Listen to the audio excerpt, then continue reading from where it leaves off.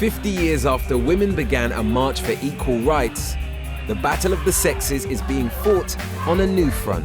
The state of gender relations is at its worst probably for 100 years. But this time, it's not by women.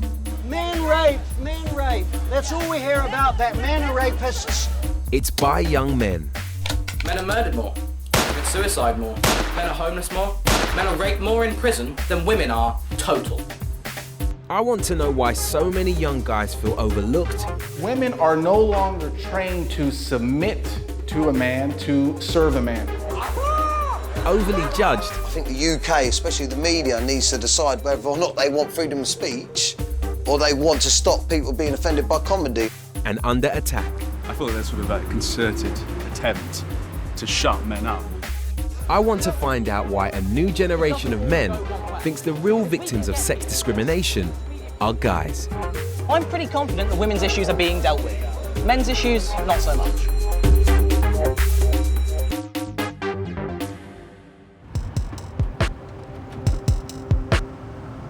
It's Sunday morning, the perfect time for a lecture by a man who teaches guys how to get more sex.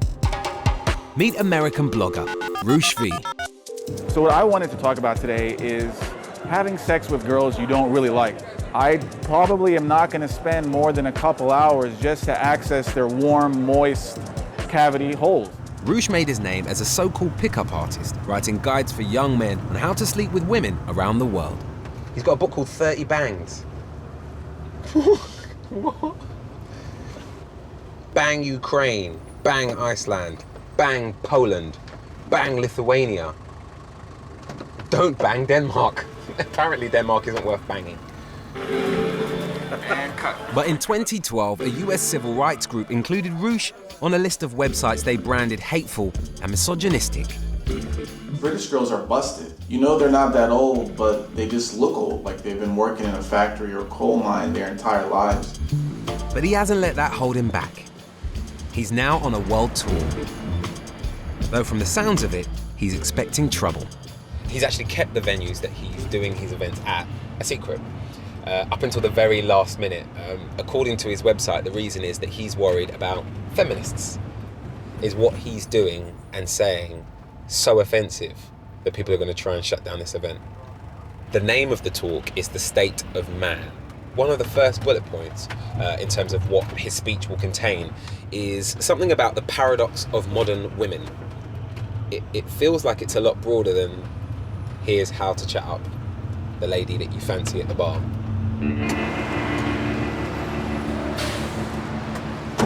On the outside, it doesn't look like anyone's about to storm the doors. But inside, I'm starting to notice a real atmosphere. Thanks. I'm not sure anyone wants me here.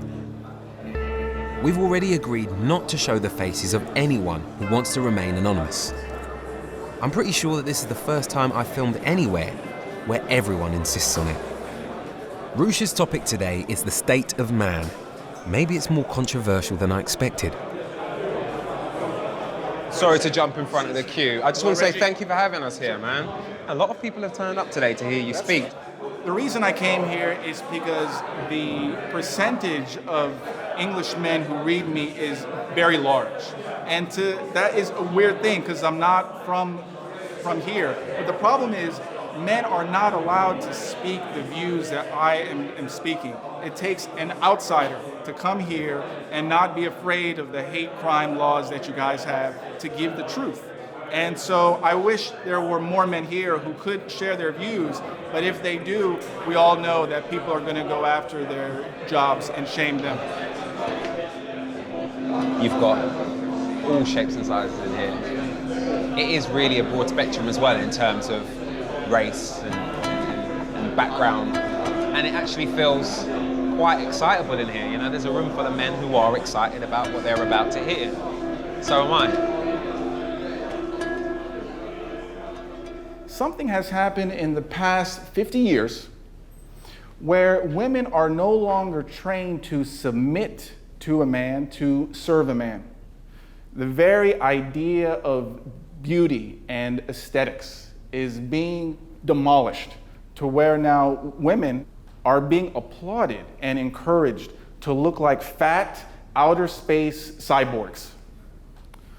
Women and gays are seen as superior to straight men. Anything that a woman or a gay person wants is theirs. But anything you want, sorry, we cannot help you. All of you here are seen as rapists. You have to be taught how not to rape by a feminist who is really fat. Now, these aren't really the dating tips I was expecting. This is beginning to sound more like a conspiracy theory. The bad news is that we haven't hit the bottom. Do you think that eventually this will become a political movement? And if the answer is yes, I'd like to put in my application to work for you. That's not a joke.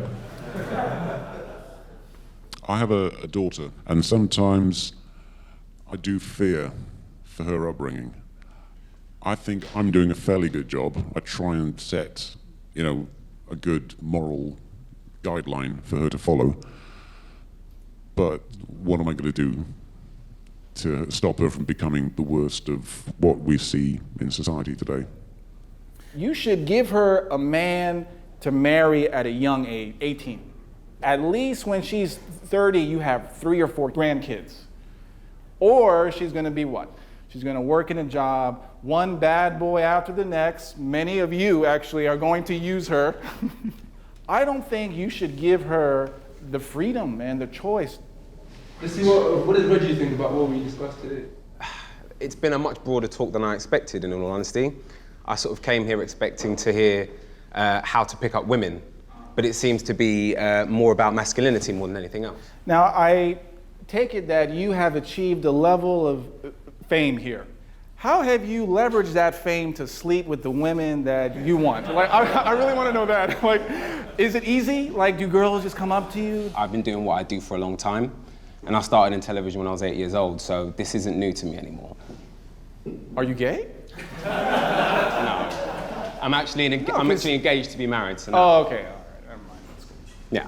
Out of interest, just how big do you think what it is that you're doing here will actually get? The sites that I run touch over 1 million people every month. Wow. And maybe they're not willing to come here and pay, but the ideas that I share is growing and growing. All right, follow me out, lads, please. And then, just when I think no one will go on camera, 2 men agree to meet me outside. Adam runs his own business, and Lorenzo is studying to be a barrister. So what is it that's actually brought you guys here today? Why have you decided to come down? Well, what's brought me here really is I feel that there's sort of a concerted attempt to shut men up recently, right, the past few years, and we're sort of losing ground. The BBC doesn't have a great, it doesn't get a great flack when it comes to these sort of things at all. They do seem to be on the side of what's right on. Yeah. And feminism is the fashionable cause. What sort of man is attracted to an event like today, do you think? Somebody who wants to engage with a very international, as you can see, group of concerned fellow travellers who are interested in discussing these problems. I mean, look in here. These people are now mixing together, and very few of them have met one another before. Yeah. The funny thing is, whilst these guys want to meet women, and that's what Rouge sells, some of them don't seem to like them very much. And there are some really offensive, strong views from what, on face value, seems to be the meekest of the meek, the most normal looking guys, and they have these views that are just unbelievable. The thing that worries me most is that a lot of the ideas that are coming out of that room might be more commonplace than I probably assumed this morning.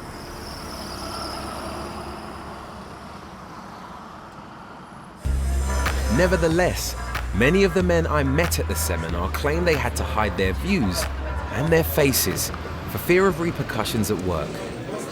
There is one guy whose view on this I'd really like to hear. Comedian Daniel O'Reilly built an online audience in the millions with short vines showing proper geezer dapper laughs out on the pool. What's your name? Carly. Carly, fucking she knows. Carly, you're lovely. Hey, you're lovely. I've always had a thing for lovely women. Do you want to see it? Hey! And landed himself a mainstream TV series off the back of his success. Girls, all the girls down the front are always the same. They start off at the beginning. Deva! Halfway through the show, Deva! After the show, But Dapper's laddishness was branded sexist and even misogynistic from the start. And when it was alleged he'd made a joke about rape at a gig, Daniel found himself on Newsnight defending his entire act. Just show her your penis. If she cries, she's playing hard to get. What you're saying is that women who say no don't mean no. With no disrespect to you, do you think, looking at me now, that I actually would go out and do that? Although Daniel apologised, his TV show was cancelled. But his character Dapper Laughs lives on. The only reason I wear a condom, right, is to stop the girl getting pregnant. But I've got a couple of other tips for you. Get yourself one of them morning after pills, yeah? Crush it up, put it in her drink. I'm joking, respect women. From the sounds of it, Daniel hasn't made any changes. And he's pretty unrepentant, despite all the flack. Who saw me on Newsnight? Who saw that? That interview was hard for me because it's the only time I've actually really played a character.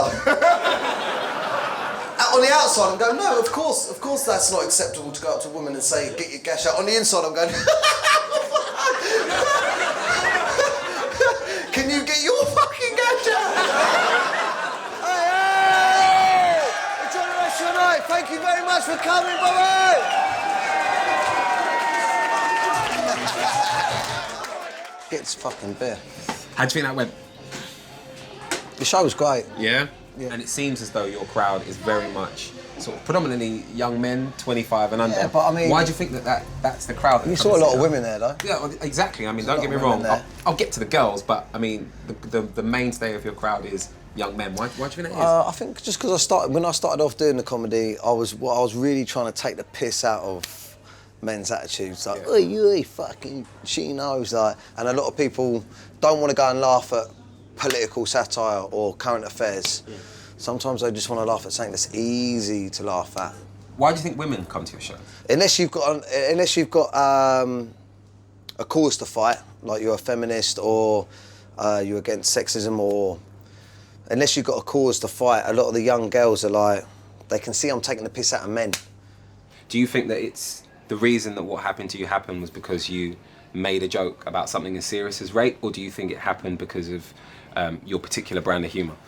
I think it happened because I blew up outside of the conventional way of becoming. It wasn't that one incident, it was just the speed that you got to where you were. I was getting shit from that. I was getting stuff from them same journalists, from them same people, months before that. They were just looking for something. My family personally has been affected by sexual violence. It's not a joke, do you know what I mean? And the only reason why I quit at the time is because what the media were putting on the family. It was horrible. I always judge how well I'm doing in life by what my mum says. And my mum has not been offended by anything that I fucking put out there. Because she knows I'm taking the piss out of men. But listen, do you know what they're doing in the media now? They won't go, oh, I didn't find it funny, but I respect his audience and that he's allowed to do that brand of comedy. They will say, it's shit. I think the UK, especially the media, needs to decide whether or not they want freedom of speech or they want to stop people being offended by comedy. I think comedy is the last avenue we've got. It's comedy that, like, do you know, what's next? You're going to ban people watching horror movies because someone's going to go out and kill someone. If I say something on stage and someone goes out and does it, they're screwed in the head. That's got nothing to do with me. Do you ever worry about the way that it could be taken out of context or the way that it could offend? Yeah, it depends who's in the audience. I ain't going to be taken out of context with my fans because my fans are watching and go, I heard the same stuff on the building site yesterday. Do you know what I mean? That all got a bit emotional, and I can understand why. You know, this is a man who feels as though he lost his moment, his opportunity. But unfortunately, whether he wants to admit it to himself at the moment or not, he is normalising a certain level of humour that a lot of people find offensive. real equality feminists today have a real problem with the mainstream feminists, because the mainstream feminists are radical Marxist feminists. Feminism. Speaker's Corner in London has always been a place for people to meet and share controversial views. And today is no exception. Men rape, men rape. That's all we hear about, that men are rapists and child abusers. This is what feminism has been talking about. Now, have you noticed what she did then? What she did is she simplifies things down to say that I'm a woman hater. Rod is a men's rights activist and is determined no one's going to shut him up. Men don't need your help. They do need our help. They need our help very much. Our problem. Well done. That got a bit intense, didn't it? It does, but you get heckled to pieces.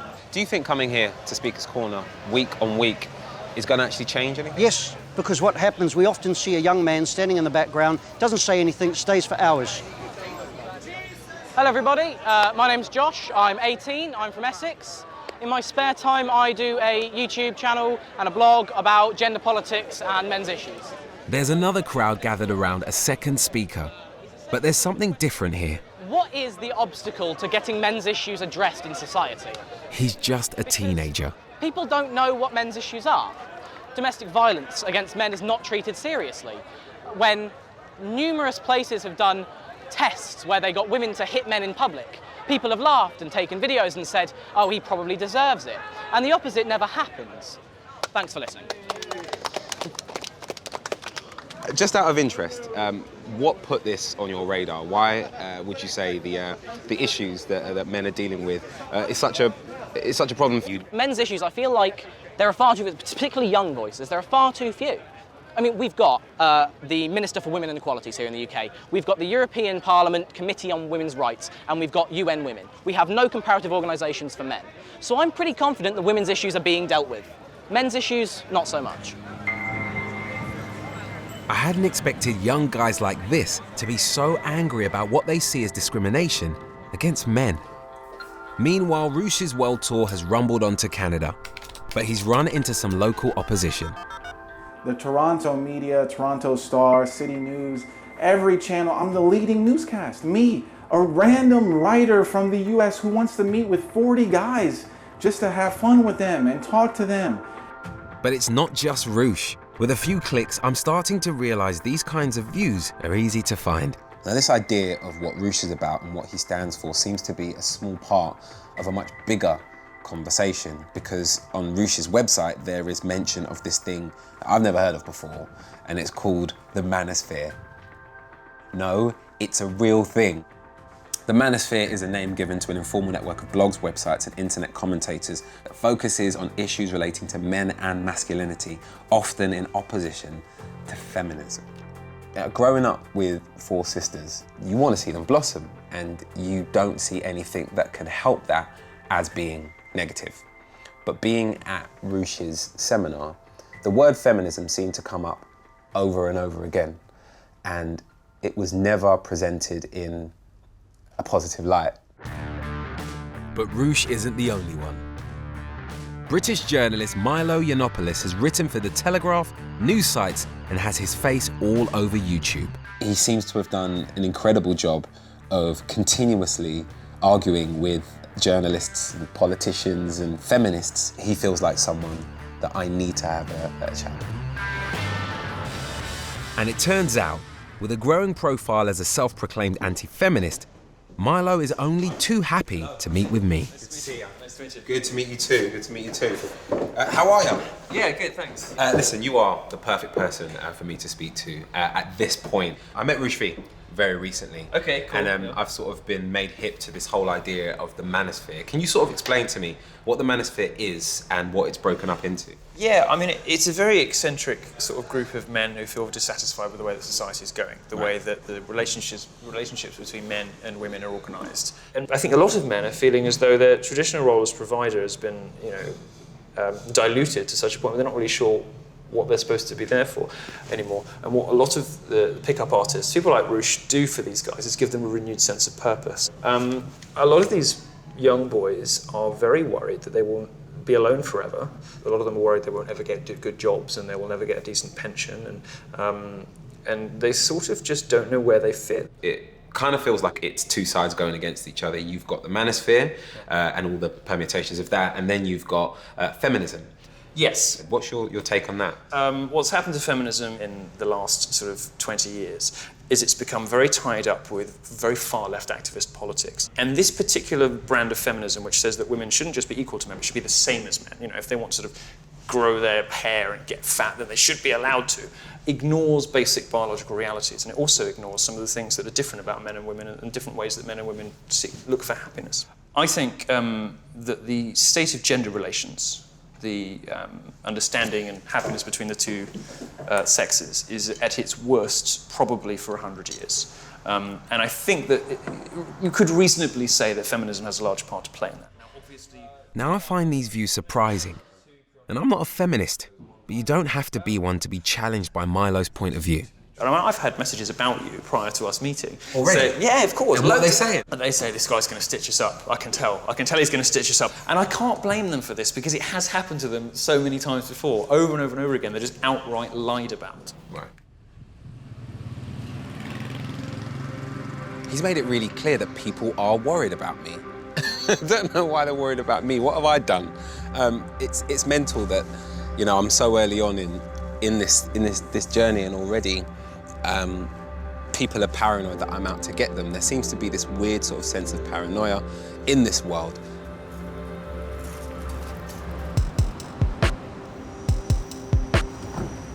It's frustrating to be judged before I've even begun. I want to see if I can persuade anyone from these secretive online groups to meet me face to face. They have started discussing me and what it is I'm trying to achieve online. Now, when I say discussing, what I mean is putting up video blogs on YouTube. And it's not just the one video, they're shitloads. Some of these anti-BBC videos have had thousands of views already.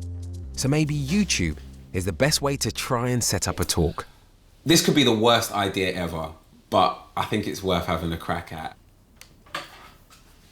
Hello there, MGTOW. My name is Reggie Yates. Some of you know that, most of you probably don't. I'm in your world now. All that I want to do is make a program that features you and your beliefs, where they come from and who exactly you are. So get in touch. Thank you. I do think there is a small chance that we may have a conversation, but I think it will be on their terms. And if that means it's a Google chat, if that means that it's via the comment section, so be it. It's 2015, damn it. But whilst I wait for replies to my video, I'm still intrigued by that young guy standing on a soapbox in Hyde Park. Welcome to Feminist Idiocy. In contrast to feminist hypocrisy, this series is simply me explaining issues that feminists talk about that are ridiculous. Josh told the crowd to check out his videos on YouTube. So I have, and the content is far more extreme than anything he said in the park. So the best way to discuss rape and the chances of it happening is to take the emotional element out of the question. Of course, that's why feminists are shitty at discussing rape. That was it. What on earth is it that is inspiring someone so young to say so much? And why does he feel as strongly as he does at such a young age? At 18, I wasn't thinking like this. We are now approaching Colchester. Josh has agreed to meet me at his home.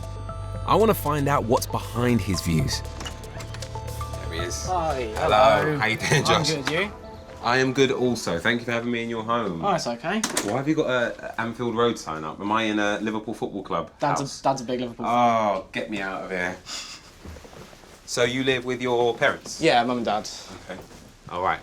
It's the room. There we go. Right. Okay, what are you working on over here then? This is the script. A massive sort of document. Oh, so you write scripts for your videos? Yeah, I do script them. I used to not, but then I just ramble and go off on a tangent and have to edit loads of stuff out. So that's a script for part 1 of my drunk sex series. Josh is recording today, the latest in a series on how men can be unfairly accused of rape. All right, I need to see the studio. Studio's probably a generous term, it's just our spare room. The people who owned this house before us had a very young daughter, so it's decorated for like a 2-year-old girl. Oh, right, okay. So. Oh, you weren't joking? No, it is. You really aren't joking. That Mum bought that as a joke because it went with the room in a sort of funny way. That's not a serious thing. Okay, so this is where you shoot your videos. This is it? Basically, yeah, it's a tiny little set. This is the chair? That is the Can chair. I sit in the chair? You're welcome to sit in the chair. Look at this. Do you not think it's crazy that, you know, you're literally sat here in your spare room with a camcorder and a bit of a script, and suddenly people all over the world have access to your points of view? Yeah, it's insane. It's insane. I've got, you know, just over 2,000 subscribers watching these videos and liking what they see. I want to see you do what you do. Okay, yeah, I can do that. Let's do it then. Can I help in any way? No, at the moment the camera only works when it's plugged in, so I'm going to have to do that. Fit loads, come on. So what's the theme of the video then? Measurements of drunk sex. So what is drunk? Just out of interest, why is this issue on your radar right now? I read an article in, I think, Huffington Post about California's new yes means yes law. So the basis of your think piece, if you want to call it that, have come from what exactly? Mostly from just sort of thinking about it, really, because it's just something, a lot of the things I talk about are just things you can understand if you just think about them in more detail. Hello everybody, welcome to Drunk Sex, a treatise in 3 parts. So, let's try that one again. Hello everybody, welcome to Drunk Sex, a treatise in 3 parts. This is part 1, measurements. So, drunk sex, a lot of feminists are now saying, is rape. Think about the perils just of going on holiday. I could find a girl here in the UK, we could have sex, it's fine, she's not too drunk, she's still legally able to drive. We go to a US state with a stricter rule, and suddenly I'm a rapist. Okay, right. It also has to be something that people can be expected to keep track of. At 18, Josh is not afraid to speak out. I'm just not sure why. This will overwhelmingly be a burden on men. Thank you very much for watching. I've been Josh. Boom. And just like that, it's done. Yeah, just as my SD card ran out of memory. Perfect. I had to cut a little bit out for that. Wow. What's really fascinating about you, Josh, is your age. You know, you are so young. And over the years, I've met activists all over the world fighting for different causes. And the thing that is consistent in all those people that I've met is that there is a reason. What is your reason? I don't really have a satisfying answer to that question. People ask me it all the time, and it's not like I had some big life-changing experience like a lot of people do. You know, a lot of the people I speak to in the men's movement are, they went through a troubling divorce, or they were abused by a partner, or they were raped.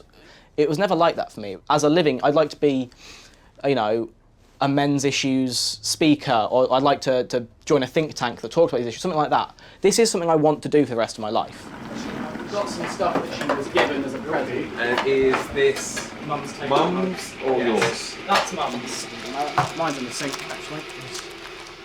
You can grab a seat out here. Look at this. Perfect.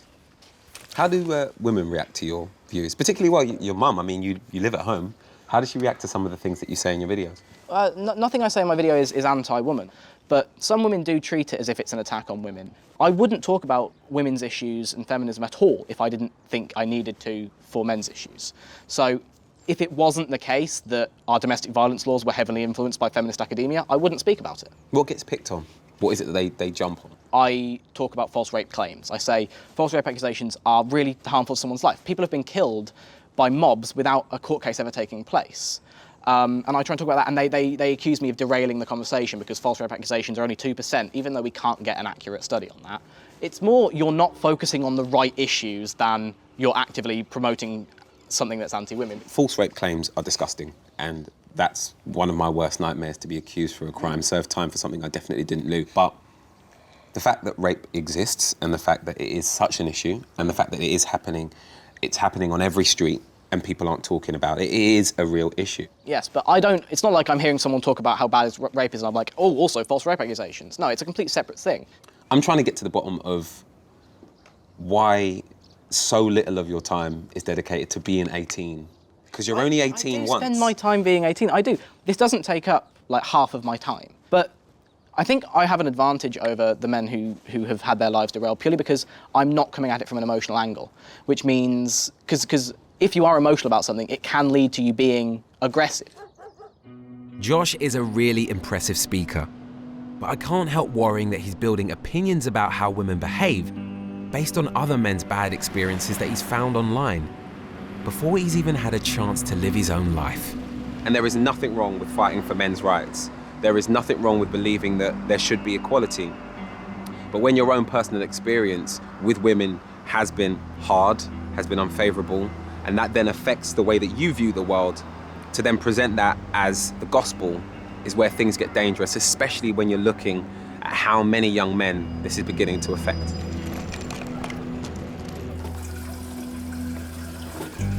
But at least Josh is prepared to stand up, be counted, and meet me face to face.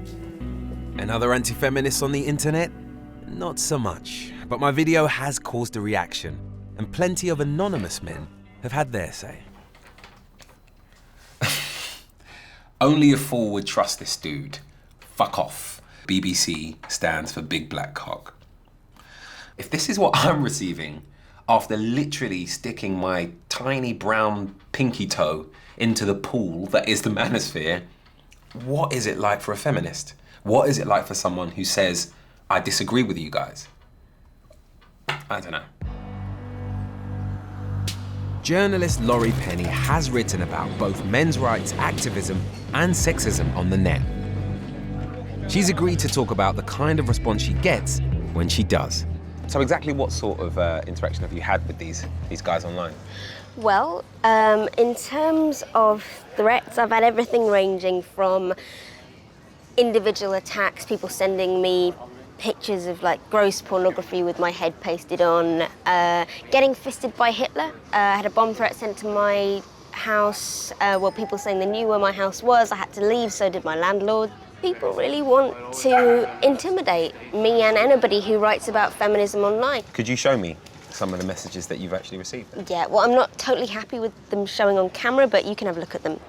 Yeah, I mean, people just send that sort of nonsense to me. Well, that's one of the milder ones. Oh my God, so... Yeah, that was last week. Is that a picture? That's actually, they found a picture of you and pasted it onto that image? Yeah. Why are you specifically being targeted? Well, it's not me specifically. It's every woman who writes about feminism on the internet to some extent. I'm absolutely not the only one. The intention is to silence people and shut them down. I think it's very ironic that these men's rights activists claim that they feel silenced when they are organising to silence women. What is it that's motivating these men to do this? I mean, what is the problem that they have that is manifesting itself in sending these images, do you think? There is a lot of genuine frustration behind the men's rights activist movement, and I understand the emotions that are behind that sense of powerlessness and a feeling of loss of power. The trouble is that whilst feelings are valid, it's what you do with those feelings that makes the decision about who you are as a human being. So what's driving hate like this? And who are these people? In 2013, even a simple campaign to commemorate Jane Austen on a £10 note resulted in a barrage of vile abuse sent to female campaign leaders. Free speech is one thing, but threats of rape or worse feels different to me, and they're becoming more and more common online. I just don't get where all this hate is coming from, but I know a man who might. How you doing? How you doing, right? Good to see you. Yeah, very Milo good. Yiannopoulos. I met Laurie, who is a feminist who I know that you're aware of, and Laurie has received unbelievable messages, which go from I know where you live to I'm watching you right now to I'm going to do XYZ to you tonight. They don't believe this stuff. Scary. It's not. Look, okay. Oh, come on. Listen, this is the typical bait and switch that happens with progressive activists, right? You goad people, you egg them on, you deliberately provoke them, and then suddenly you turn around and play the victim because you've got messages that you don't like the sound of. Well, I'm sorry, but if your entire career is based around telling white men that there is something wrong with them, you can't then complain when you get messages on Twitter saying that that somebody wants to hurt you. Why do you think men resort to using the word rape so often? What the study shows that men and women use slightly different language when they lose their temper. Women tend to call each other sluts and bitches and whores and that sort of stuff. Rape as a sort of expression of power and domination is more what men go for when they lose their temper, like they might threaten to beat you up. What does this mean for men moving forward? It means for men that you can't win an argument in the public sphere unless you watch your language so carefully. When they speak out, they lose their jobs, or they get just as much trolling as as any feminist activist. But that's the dysfunctional situation we've got ourselves into, precisely because men are terrified to speak out about this stuff. Milo seems to be saying women are just being given too much, even too much protection. But with everything I've heard and read online, I'm finding it harder than ever to see men as the victimized sex. So where does that leave someone like Rush V? I go to the supermarket to be a pervert, to film that girl's ass and another girl's ass. I've had to fly to Poland to find out. He just wasn't meeting the right kind of girls in America. They cut their hair short. They are so lazy to maintain long hair that they make themselves ugly on purpose. So he moved here a year ago, to a small university town full of female students. And before we meet, there's just time for a refresher on his back catalogue. Now, there is a lot of Rush V books, which are available on huge websites online, by the way. Anyone can buy this stuff. And the sort of thing that is in these books is,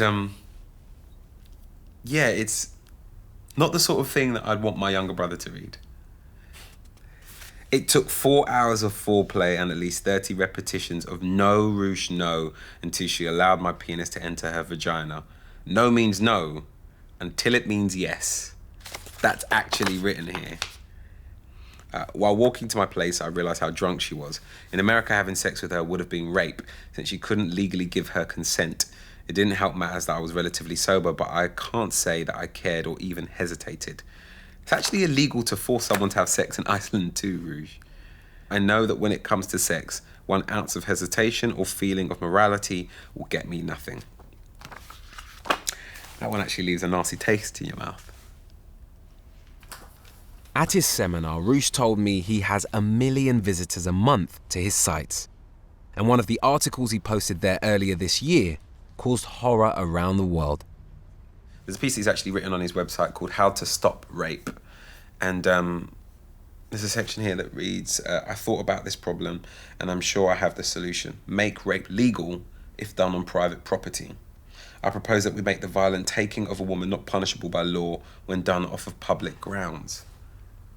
Basically, you're saying if you rape someone on private grounds in a private residence, it should be okay. That is fucking disgusting.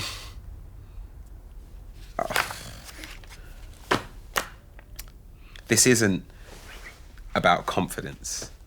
30 bangs isn't about making young men feel as though they have value. This is about making young women feel as though they have none.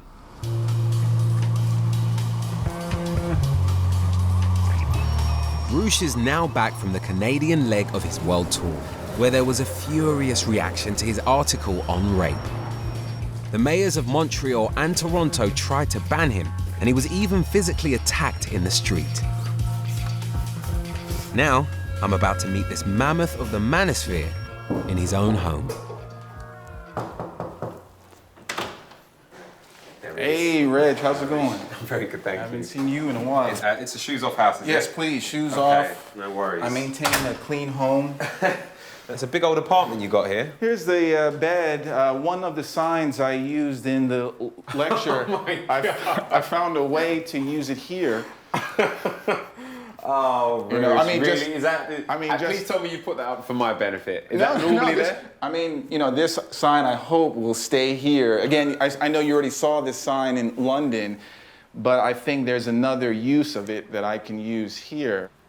And I work here, so all the genius that you may have come across that I've put out starts there. What's in the kitchen? Is it pure muscle building foods? Look at that. No, it's like, healthy food. We got vegetables, eggs, cheeses, whole foods, right? But sometimes if a girl comes over, you got to give her the supermarket champagne that I was gonna say, that I bought on sale. You're really spoiling But they don't them, know Rouge. that. They don't know that. So how long has it been since you got back from Canada, or the world tour? I've only been back for about five days. Yeah. I'm still recovering from the drama there. They took one article I wrote called How to Stop Rape. It was a satirical thought experiment that the way to reduce rape is to encourage women to take responsibility for what they do. And I said we should legalize rape, which of course is an absurd notion. But I've actually read that. Yeah, but they I've took read the piece. And you use the word satirical, and it's quite hard to find the satirical angle to it when you're actually reading it. The point I'm trying to make is what would happen if we took this absurd notion and took it in a literal sense. Well, women would just take more care of themselves like they take care of their smartphone, their purse, and their car. But what the media did, they said he is a rape advocate. I'm surprised at how indignant Rouge seems at how his rape article was taken. My goal as a writer is to make sure that my ideas spread far and wide. So of course satire is going to be misinterpreted, but to be misinterpreted by everyone in Canada, all the media, and even the politicians who came out against me, seems to be a deliberate action of theirs to paint me as someone that I'm not. Rouge can't seem to see himself as anything but the victim in this, despite so many people's horror at what he wrote.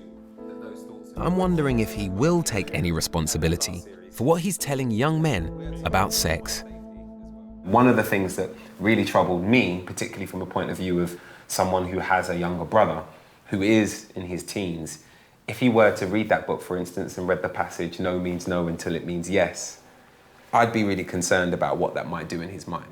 I can understand, but I don't agree that the writing I share crosses a line. I advocate for consensual sex, but we have to understand how sex actually happens. We both know that if you bring a woman into your apartment and she, with a smile, says, no, we're not going to do anything, does that actually mean no? Is that when you stop and ask her to leave?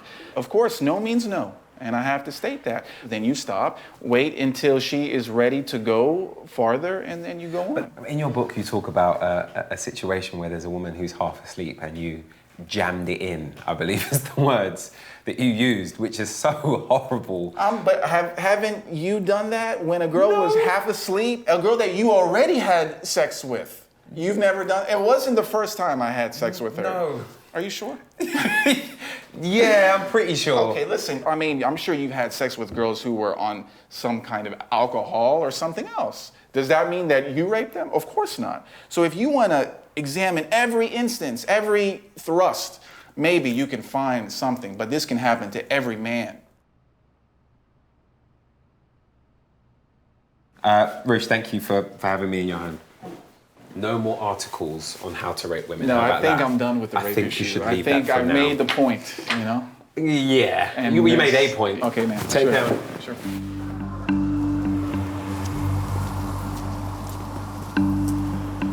It was an issue when I was growing up, and it seems to be an issue now, and that is that young men need role models. They always have and they always will. And it just seems as though this movement is providing role models, just a different kind to the ones that I agree with. I think if you've got a man to look up to that is telling you that you'll be all right and that is showing you how to navigate this weird world, then you might just survive. But if you've got someone whose view is massively skewed and massively influenced by their own inadequacies or issues, then you're going to have some of your own. My worry is that there are a ton of young men who are desperately searching for something and are finding it in the manosphere, when in reality, what they actually need is they need a confidence boost, and they need someone to show them that you don't have to be this way to be successful in any part of your life, particularly when it comes to women.